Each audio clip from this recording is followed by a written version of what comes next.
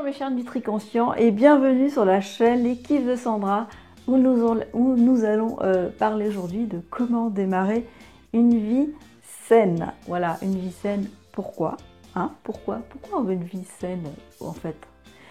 On veut une vie saine pour être en meilleure forme, pour être plus dans la joie, plus dans la good vibe, être plus heureux, être une personne plus sympa aussi pour son entourage, pourquoi pas.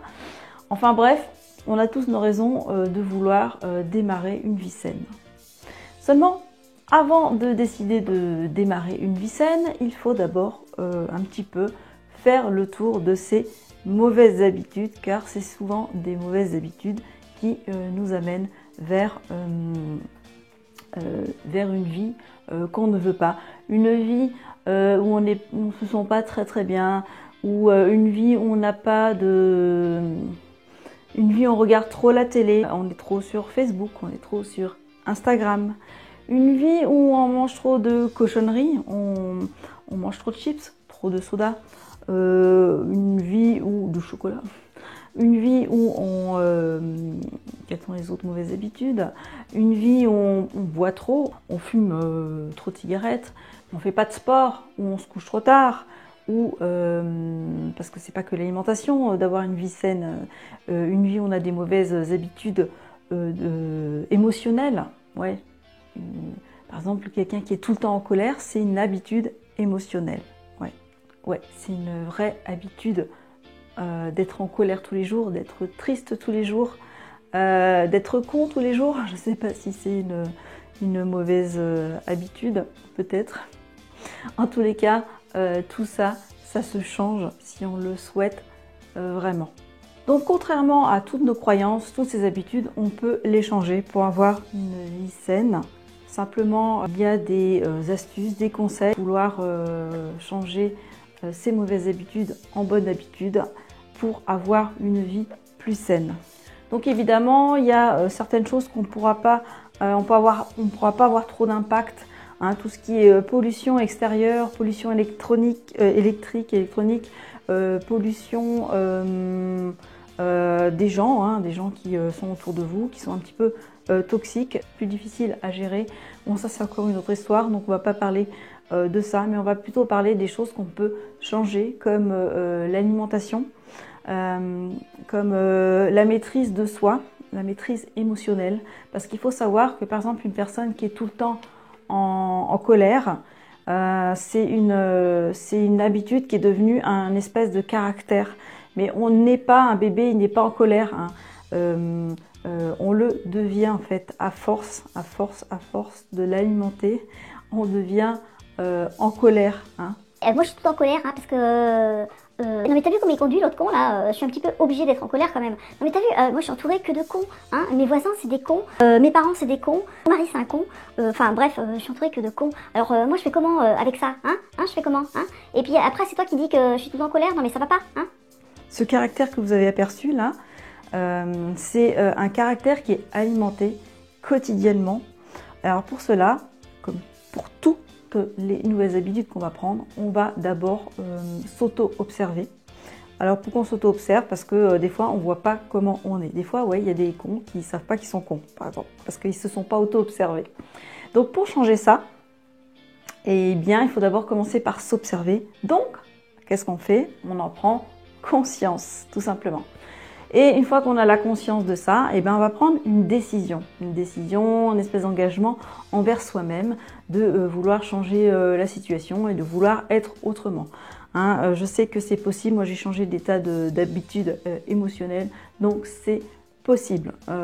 Les personnes qui disent on ne change jamais ou moi je ne change jamais ou ci ou ça, c'est des croyances ou alors elles n'ont pas envie de changer, peu importe. C'est des choix quand même personnels. En tout cas, tout est possible et on peut changer. Seulement, on peut changer une chose à la fois.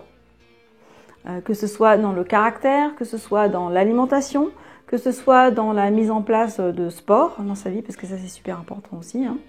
Que ce soit dans la mise en place de moments pour soi, de respiration,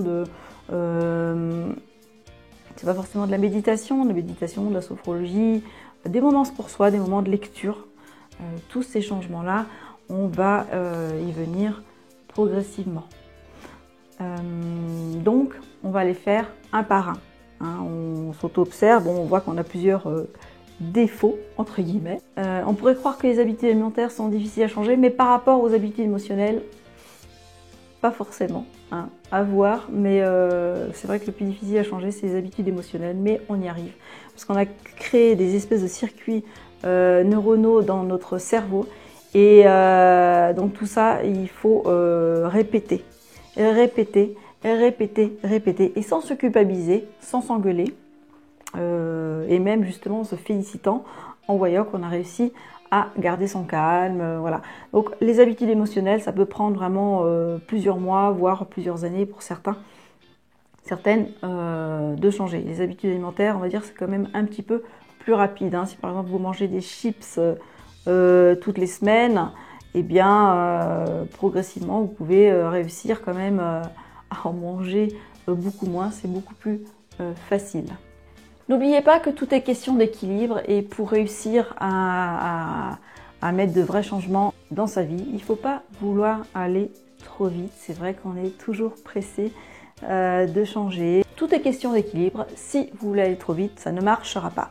Donc cette habitude que vous avez changée, vous pouvez la remplacer par une autre. Hein. Par exemple, vous étiez pendant 4-5 heures devant la télé. Eh bien, vous décidez de faire qu'un film par jour. Donc ça va faire à peu près 1h30, ça dure à peu près ce temps-là. Et pendant ce temps que vous avez gagné, peut-être que vous pouvez mettre en place quelques séances de sport, par exemple. Alors vous n'allez peut-être pas faire du sport tous les jours d'un coup, mais vous allez pouvoir remplacer donc par du sport, vous allez pouvoir remplacer par un jeu de société, par...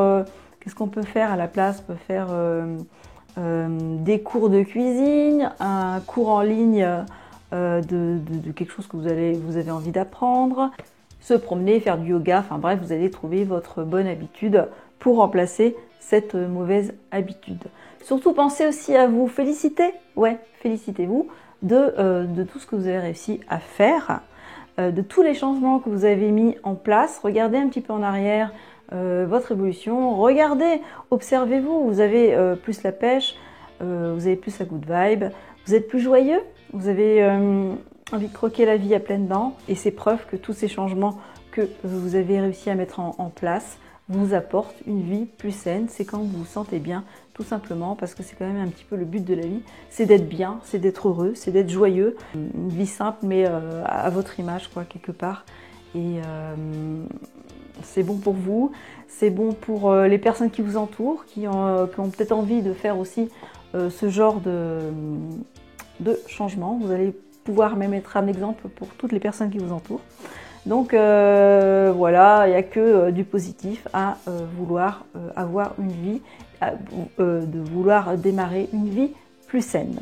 Voilà, j'espère que je ne me suis pas trop embrouillée, que j'ai réussi à faire passer un message. Si cette vidéo vous a plu, surtout pensez à la liker, à vous abonner à ma chaîne YouTube en cliquant sur la petite cloche de notification pour recevoir chaque semaine dans votre boîte mail la nouvelle vidéo de l'équipe de Sandra. De la partager, c'est une bonne idée aussi. Et surtout de prendre soin de vous et de démarrer une vie plus saine. On se dit à la semaine prochaine, mes chers NutriConscients. Bye bye!